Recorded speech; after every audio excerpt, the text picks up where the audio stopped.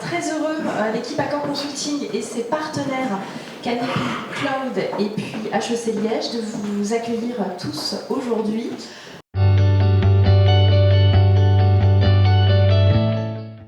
D'où vient ce mot digital? Parce qu'on parle de transformation digitale, alors l'Académie française, elle, impose le terme numérique, et puis en fait tout le monde utilise le terme digital.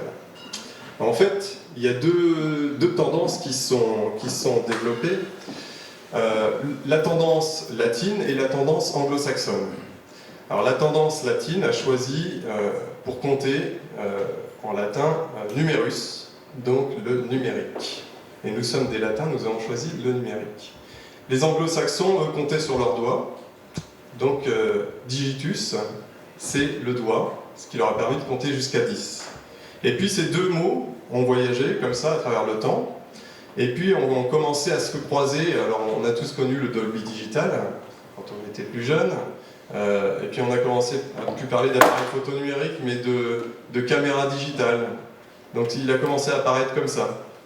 Et en fait aujourd'hui, avec l'avènement de l'usage qui change au travers des tablettes, des smartphones, et grâce à nos amis d'Apple, le doigt a pris le dessus. Quand on parle d'Internet, c'est un I majuscule. Quand on parle de web, c'est un W minuscule.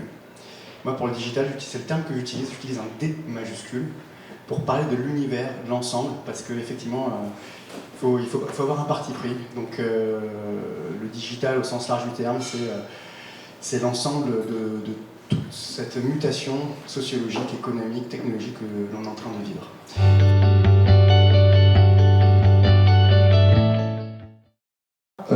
Le digital, c'est redonner finalement le pouvoir, ça a permis de redonner le pouvoir à l'utilisateur. C'est quelque chose qui peut paraître bateau et j'enfonce une porte ouverte, mais je vous garantis que c'est ça. Une entreprise qui se digitalise, on y travaille beaucoup, c'est une entreprise qui ne se parle plus à elle-même, qui n'est pas tournée autour de sa marque, c'est une entreprise qui est tournée autour du client, qui comprend son client, qui va jusqu'à aller sur le terrain voir son client, et qui va du coup créer un écosystème et son modèle autour de lui.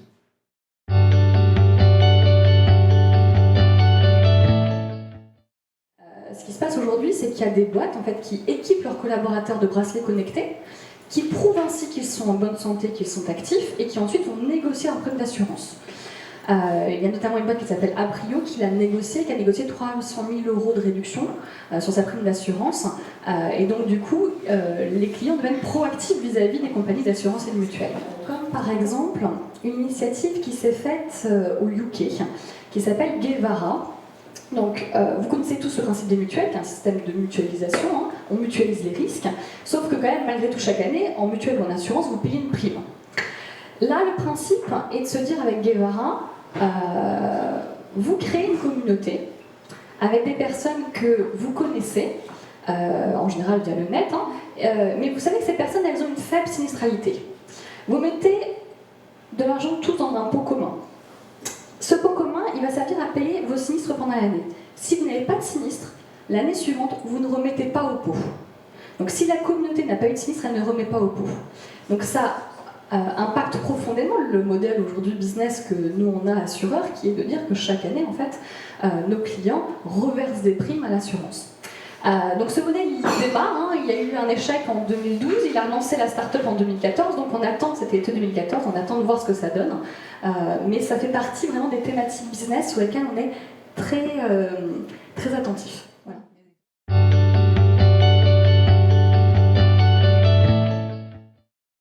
La deuxième bonne pratique, ce serait l'accompagnement de la transformation et du changement au niveau humain, parce que cette transformation, on parle de digital, donc de technologie, mais c'est avant tout l'humain, c'est-à-dire des hommes et des femmes qui vont l'opérer. La plupart des personnes que je rencontre, moi, sont mobilisées, ont envie de changer certaines choses dans leur entreprise, de développer des technos, des usages, des applications, des nouveaux modes de collaboration.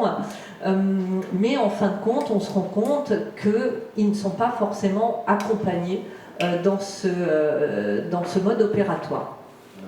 Au niveau de ce qu'on peut voir, nous, il y a un dirigeant sur deux donc, qui estime que il doit réinventer son organisation.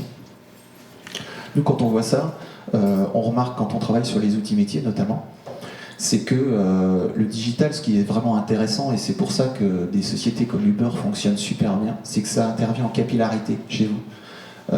Ça casse vos silos, ça vous met de la transversalité complète dans vos organisations, et du coup, toute l'organisation, je dirais, type Maslow, silo, vous vous sentez complètement paumé. C'est tout à fait normal.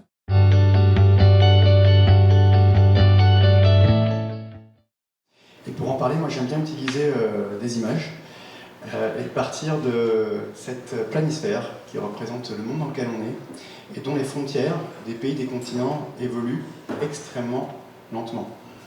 Certains endroits du globe, ça évolue un peu vite actuellement, mais c'est très lent. Si je prends cette même image, où l'on imagine que l'ensemble des pays, des continents sont structurés par l'ensemble des utilisateurs de Facebook, LinkedIn, Google, Skype, utilisateurs de solutions Microsoft diverses et variées. Je suis dans un monde à géométrie variable permanente, en expansion permanente, et un monde dans lequel, à date, aucune boussole n'a été inventée. Donc un des rôles de la gouvernance digitale, de la transformation numérique, c'est de pouvoir donner un sens, une direction, en lien avec bien sûr les objectifs business, marketing et corporate de l'entreprise, pour pouvoir faire en sorte de la guider au mieux. Et là, question que m'avait posée Nelly, mais elle se passe où cette transformation digitale? Est-ce qu'elle est au niveau local ou au niveau global? Par rapport à ce que j'ai dit, c'est le CEO qui impulse la transformation. Après, elle est partout la transformation. Je parle dans un contexte international ou d'entreprise multinationale. La transformation, elle n'est pas globale, elle n'est pas locale, elle est glocale.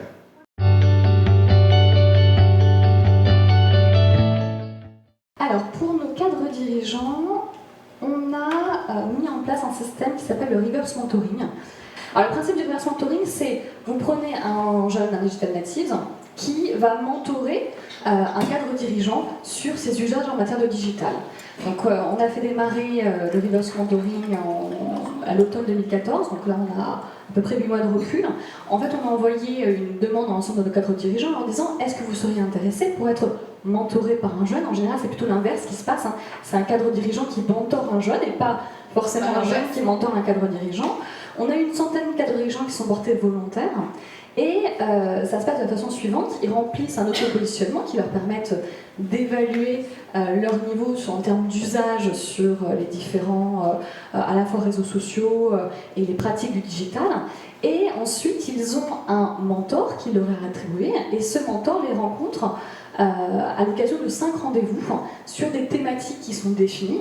Donc à la fois comment je m'informe et je recherche sur Internet.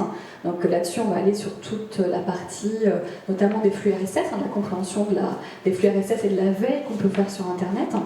Ensuite, il y a toute la partie je collabore et je crée mon réseau. Donc là, on va aller sur la création de comptes, que ce soit LinkedIn, Twitter.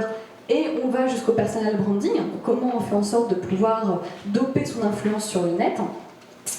Et on va aussi aller sur des sujets qui vont plus être liés à comment j'apprends grâce au digital, c'est quoi les cookies, c'est quoi les TED, par exemple, et permettre à nos cadres dirigeants de pouvoir se développer sur ces différents aspects. Pour les collaborateurs, notre sujet, c'est que c'était compliqué de faire du reverse mentoring pour l'ensemble de nos collaborateurs, on en a 15 000.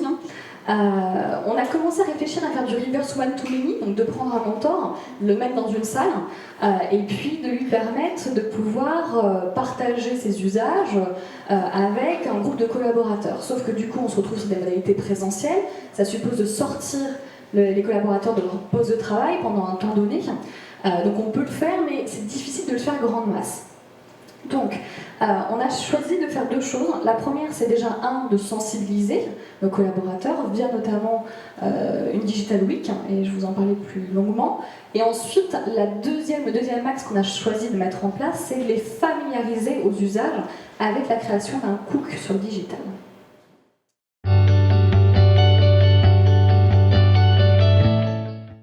On est passé, là, depuis la génération X, on est passé à un autre type de management, le management 2.0. Alors on n'est plus tout à fait dans le taylorisme, on est plutôt un manager qui devient un enquêteur, hein, un management plus collaboratif, plus participatif, et c'est en gros ce qu'on vit le plus fréquemment dans les entreprises actuellement. Alors entre le 2.0 et le 4.0, il y a le 3.0, et le 3.0, c'est ce dont tu parlais tout à l'heure, c'est le management agile. Jardinier. Le jardinier, voilà. Le jardinier, c'est ce qu'on a dit, le rôle du manager, c'est de faire grandir une équipe. Donc à l'instar d'un jardinier, voilà, il faut trouver un terreau fertile. Donc du coup, c'est quoi? Ça va être des règles du jeu, ça va être un environnement propice finalement à la motivation, la créativité, la prise de connaissance. Voilà, donc faire en sorte, voilà, finalement, tu as le droit en tant que collaborateur d'avoir des idées, d'essayer, te tromper, retenter. Tu travailles avec des collègues qui partagent les mêmes valeurs que toi. Vous pouvez ne pas être d'accord, mais du coup, vous êtes toujours sur des valeurs autour du respect, de la confiance mutuelle. Donc du coup, vous pouvez faire en sorte d'y arriver. Et donc j'essaie donc de faire grandir une équipe. Enfin, c'est ça vraiment l'idée. Moi, demain, je ne dois plus m'occuper des équipes.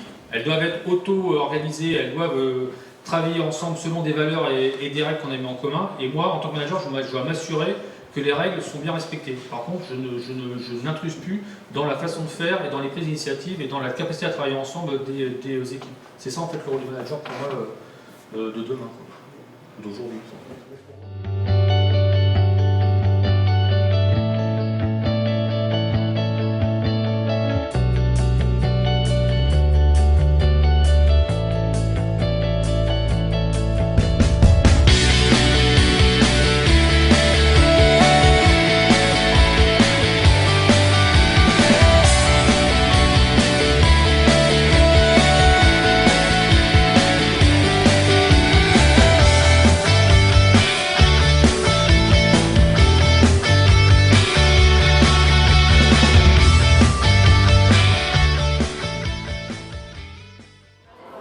Écoutez, moi j'ai trouvé les deux interventions très intéressantes, notamment sur la dimension humaine du digital. Donc souvent on aborde les choses sous un aspect très technique, etc. Et j'ai trouvé ce qui était très éclairant sur les deux interventions ce matin, c'était comment on transforme ça dans les relations humaines, qu'est-ce que ça suppose en termes d'appropriation par les acteurs et surtout comment ça change plus largement l'organisation, le business model d'une entreprise. Donc on n'était pas dans une approche technique du digital, mais bien dans une approche organisationnelle, managériale et humaine, et ça c'est ce qui m'a passionné ce matin.